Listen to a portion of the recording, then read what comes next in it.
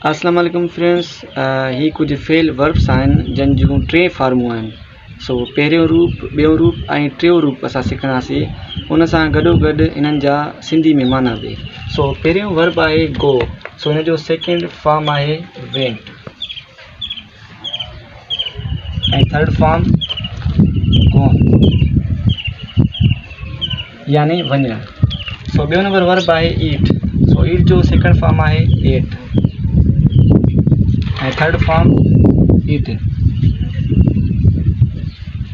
टियों number form आहे सी। Second form आहे सा यानी ॾिसणु। Third form seen. So verb आहे डू। डू जो सेकेंड फॉर्म आहे did. Third form done. Take यानी वठणु। टेक जो second form took. Third form taking. Make यानी ठाहिणु। मेक जो सेकेंड फॉर्म आहे मेड ऐं थर्ड फॉर्म बि मेड। आख़िरी असां वटि वर्ब आहे से यानी चवणु।